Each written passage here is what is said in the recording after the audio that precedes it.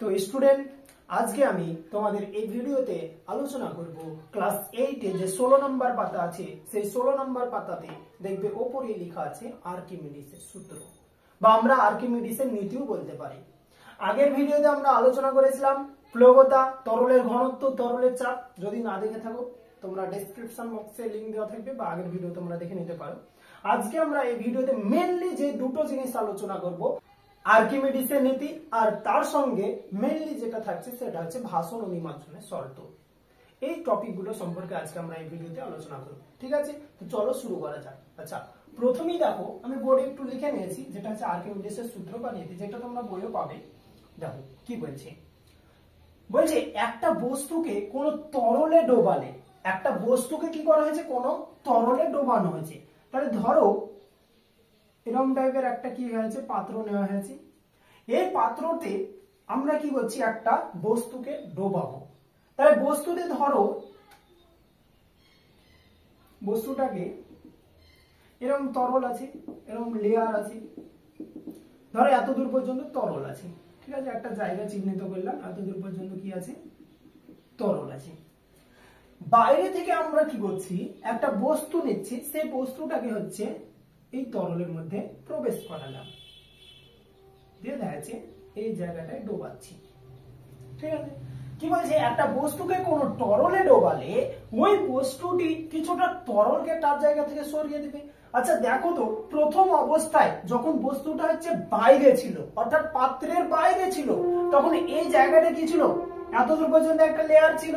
কিন্তু যখনই হচ্ছে আমি বস্তুটাকে ঢুকাবো বা পাত্রটা হচ্ছে প্রবেশ করাবো, তখন বলো তো এই লেয়ারটা একটু বেড়ে যাবে না? কারণ আমার এদিকেও জায়গা নাই, এদিকেও জায়গা নাই, কিন্তু উপর দিকে একটু ফাঁকা জায়গা আছে। তার মানে লেয়ারটা কি হবে, মোটামুটি এত দূর পর্যন্ত আসবে। দেখা যায় এত দূর পর্যন্ত আসলো, তার মানে লেয়ারটা উপর দিকে কি হচ্ছে, বেড়ে গেল। ওটাই বলছে যে কিছুটা তরলকে তার জায়গা থেকে সরিয়ে দেয়। অর্থাৎ বস্তুটা যখন পাত্রের মধ্যে প্রবেশ করবে তখন কিছুটা তরলকে সেই জায়গা থেকে সরিয়ে দিবে।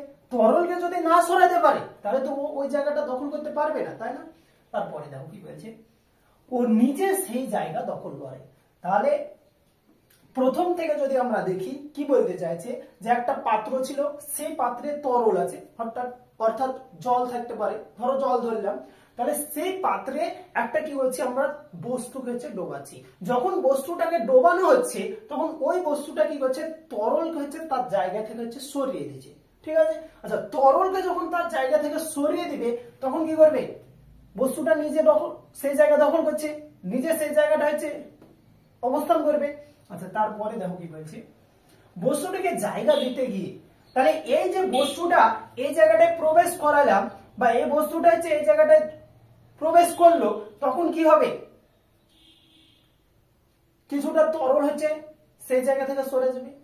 বস্তুটাকে জায়গা দিতে গিয়ে যতটা তরল নিজের জায়গা থেকে সরে গেল, অর্থাৎ বস্তুটাকে জায়গা দিতে গিয়ে কিছুটা তরল আমরা দেখলাম উপরের দিকে চলে গেল না, তার মানে কিছুটা তরল কিন্তু হচ্ছে সরে গেছে। ওই যে যতটা পরিমাণ হচ্ছে তরল সরলো, তার মানে ধরো সাপোজ এই জায়গাটা আমরা ধরছি যে এতটা তরল হচ্ছে সরলো। এই যে তরল অর্থাৎ অপসারিত হলো, ঠিক আছে, সেই অপসারিত তরলের যা কি হবে, এখানে বলছে সেই পরিমাণ তরলের ওজন যত হবে বস্তুর উপর তরলে দেওয়া, এই বস্তুর উপর তরলে দেওয়া কি হবে, ঊর্ধ্বমুখী বল বা প্লবতা হচ্ছে সমান হবে, বা তার মান হচ্ছে সমান হবে, ততটাই হবে। অর্থাৎ এটাই বলতে চাইছে, প্রথম থেকে যদি আমি আরেকবার বলি তোমরা দেখো, বলছে কোন একটা পাত্র আছে, সেই পাত্রে কি আছে, তরল আছে, সেই তরলে আমরা কি হচ্ছে, একটা বস্তুকে প্রবেশ করাচ্ছি। তাহলে বস্তুটাকে যখন প্রবেশ করানো হচ্ছে তখন কি হচ্ছে, বস্তুটা হচ্ছে নিজে একটা জায়গা দখল করবে, তাহলে তরলকে হচ্ছে সরাবে, যেহেতু জায়গা দখল করবে তরলকে সরাচ্ছে। তাহলে তরলকে সরাতে গিয়ে ওই যে যতটা তরল হচ্ছে সরছে, আর তার ওপর মানে তরলটার ঊর্ধ্বমুখী যে বলটা দিচ্ছে, সেই ঊর্ধ্বমুখী বল বা প্লবতার মানটা হচ্ছে কি হবে, সমান হবে। সেখানে মাথায় রাখবে, যদি ছোট বস্তু হয় তার মানে কি ঊর্ধ্বমুখী বা প্লবতার মানটা সেরকম হবে, যদি বস্তু হচ্ছে বেশি বড় হয়, ঠিক আছে, তার মানে কি প্লবতার মানটা হচ্ছে কি হবে, বেশি হবে। ঠিক আছে, এটাই হচ্ছে আর্কিমিডিস ধারণা দিয়েছিল বা আর্কিমিডিস এই জিনিসটা হচ্ছে ব্যাখ্যা করেছিল, যার জন্য এটাকে কি বলা হয়, অনেক সময় আর্কিমিডিসের সূত্রও বলা হয়, আবার অনেক সময় আর্কিমিডিসের এটাকে আমরা নীতি হিসেবেও বলতে পারি।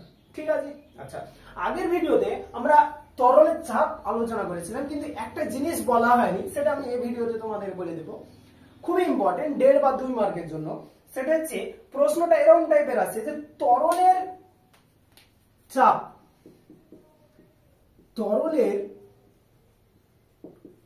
চাপ কোন কোন বিষয়ের উপর নির্ভর করে। উঁচু ক্লাসেও এটা হচ্ছে মাঝে মধ্যে পরীক্ষায় আসে বা জানার জন্য খুবই ইম্পর্টেন্ট। কোন কোন বিষয়, যেহেতু এখানে চাপের কথাটা উঠলো, তাহলে তরলের চাপ কোন কোন বিষয়ের উপর কি করে, নির্ভর করে।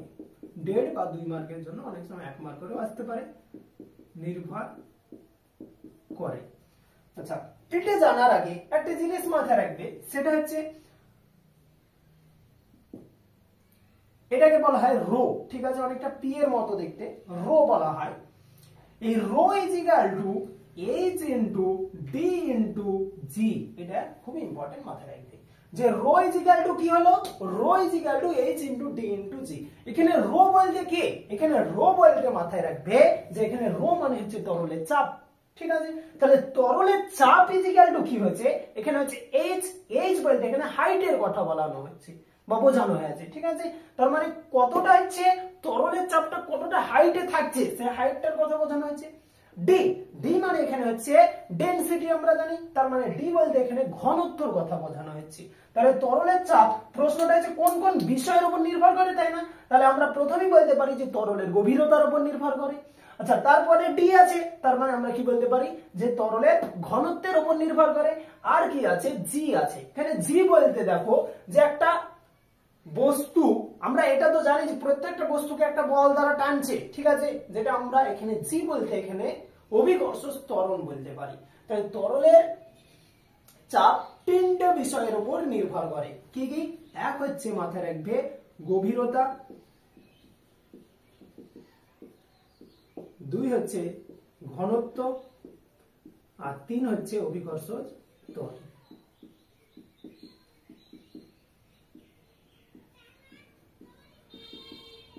এই কটা জিনিস হচ্ছে মাথায়, ঠিক আছে, টুকে নাও।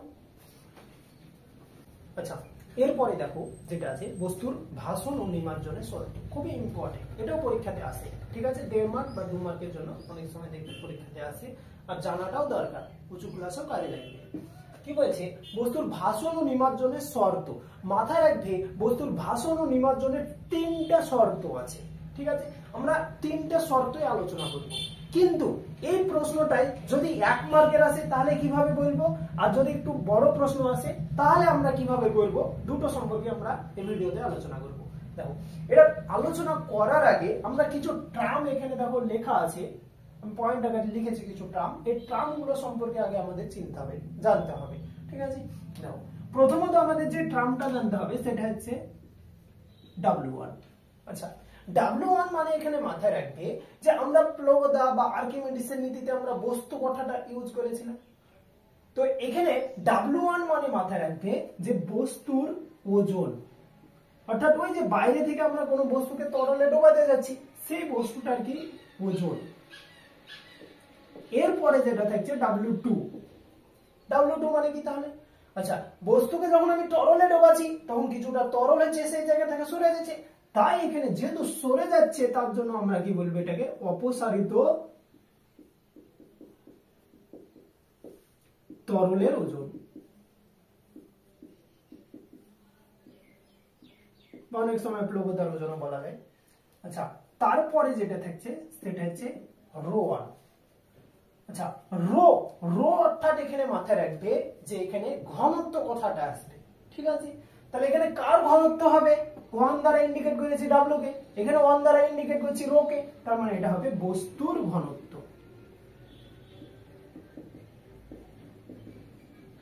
লাস্ট যেটা থাকছে ρ2, ρ2 বলতে এখানে কার, ρ2 বলতে এখানে যে অপসারিত তরল বা হচ্ছে তরলের ঘনত্ব, ঠিক আছে, বা প্লবতা এখানে বলতে পারি।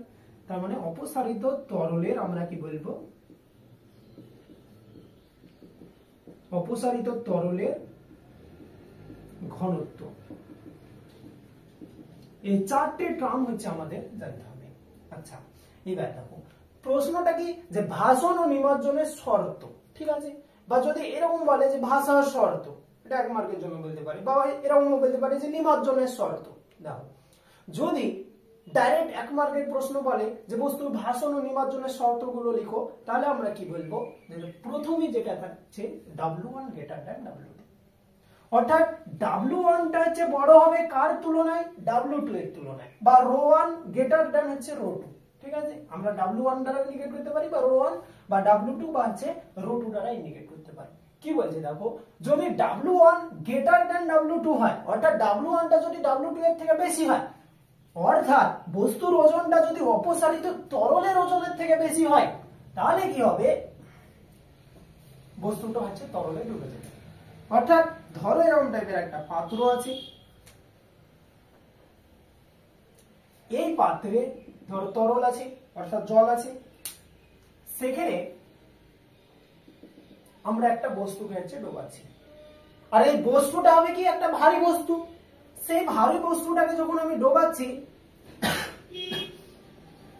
সেখানে দেখা যাচ্ছে যে W1 টা বেশি হচ্ছে, গ্রেটার দ্যান কি হয়েছে, W2 হয়েছে। অর্থাৎ অপসারিত যে তরল, এভাবে গল্প আকারে ভাবতে পারো যে W1 এর হচ্ছে পাওয়ার প্রচুর বেশি, আর W2 হচ্ছে কি, ওই যে ঊর্ধ্বমুখী মানে প্লবতা, সে প্লবতাটা কি হচ্ছে W1 এর সঙ্গে ফাইট শুরু করছে, কিন্তু W1 টা তো বেশি, তাই না, তাই W1 টা কি হচ্ছে একদম ফাইট করে হচ্ছে নিচের দিকে নেমে গেছে।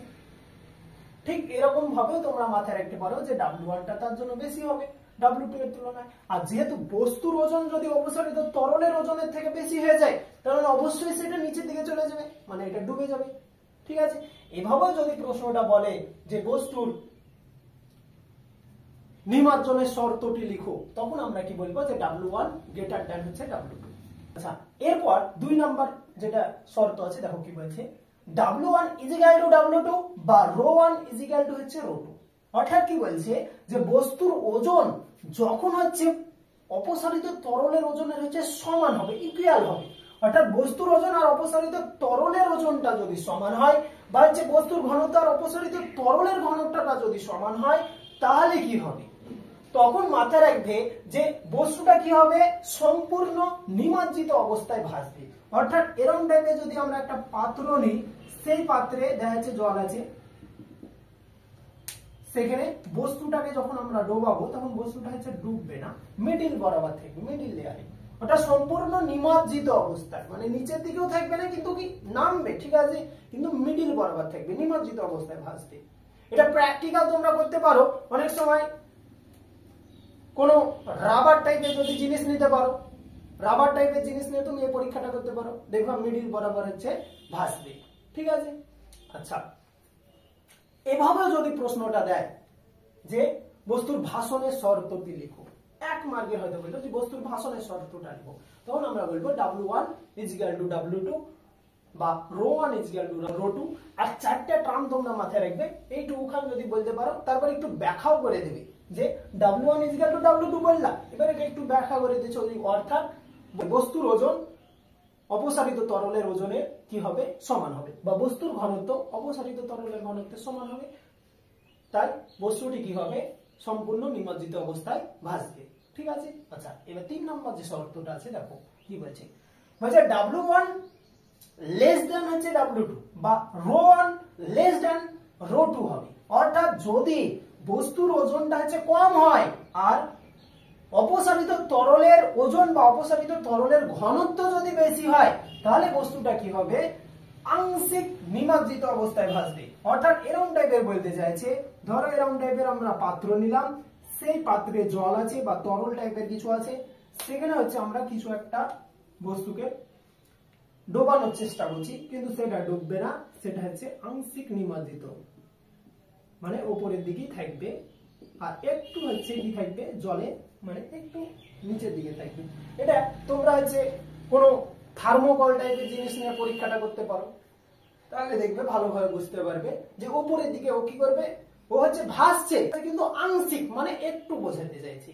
ঠিক আছে, অর্থাৎ বস্তুর ওজনই নাই, ঠিক আছে, বস্তুর ওজন প্রায় নেই, একদম কম। ঠিক আছে, আর যেটা অপসারিত হচ্ছে, অর্থাৎ অপসারিত যে তরল, সে অপসারিত তরলের ওজনটা বেশি, মানে এভাবে ভাবতে পারো, এখানে যখন ফাইটটা বোঝালাম, এখানেও যদি ফাইট দিয়ে তুমি বুঝতে চাও, হয়েছে কি যে অপসারিত তরল, সেই অপসারিত তরলের ফাইট হচ্ছে কি ওর শক্তি বেশি, ঠিক আছে।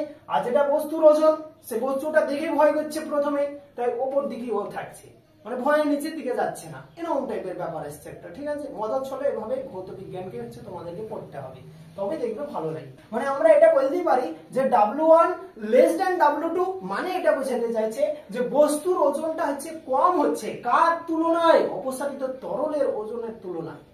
চারটা টার্ম হচ্ছে এখানে মাথায় রাখবে, যে W1 মানে বস্তুর ওজন, W2 মানে হচ্ছে অপসারিত তরলের ওজন, আর ρ1 মানে বস্তুর ঘনত্ব, ρ2 মানে হচ্ছে অপসারিত তরলের ঘনত্ব।